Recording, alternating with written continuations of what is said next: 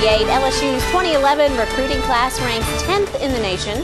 The 22 recruits include two of the nation's top linemen. Former Tigers wide receiver and national champion Josh McManus here this morning to help us break it all down. Thanks so much for braving the cold weather this morning. Thanks for having me again. I managed to get out of bed for y'all this morning. Thank you, thank you. Two of your favorites, Anthony Johnson and Lyle Collins. How do you think they're going to fit in and change the picture for LSU next season? Well, I think they are the picture next year for LSU next season. Anthony Johnson, big defensive lineman.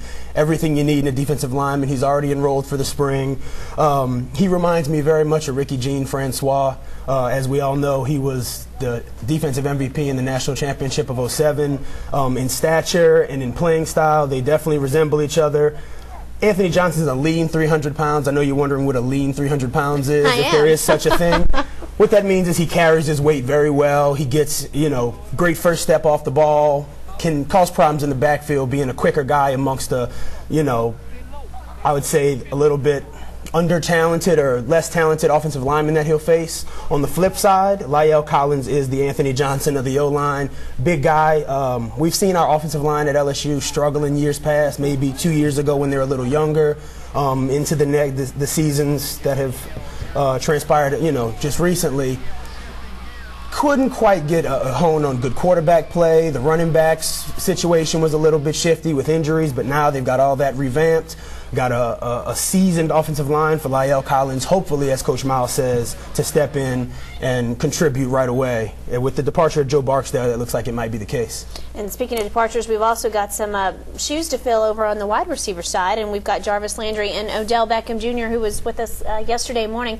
I think they're going to do great things for LSU. Well, we got to see Odell Beckham Jr. sign in there with mother and father flanking him on both sides, both of which are decorated LSU former athletes. Father played running back in the 90s, late 80s, early 90s. Mother was very decorated, the national championships, All-Americans as track. So he comes from a very, very good stock of LSU family as well as just athletic background in the deal. But Jarvis Landry, also a very prolific receiver, got great quickness, great hands, in and out of cuts very well. He struggles a little bit when it comes to finding his fold in the offense. He kind of needs to take his eye off the ball when it's not coming to him and kind of focus on what he's doing. But he definitely has all the intangibles, as well as Odell Beckham Jr., to come in and definitely get on the inside of those receivers and help Randall and Mitchell out on the outsides. Josh, you played for LSU's '07 national championship team. You know Les Miles and his system of coaching well.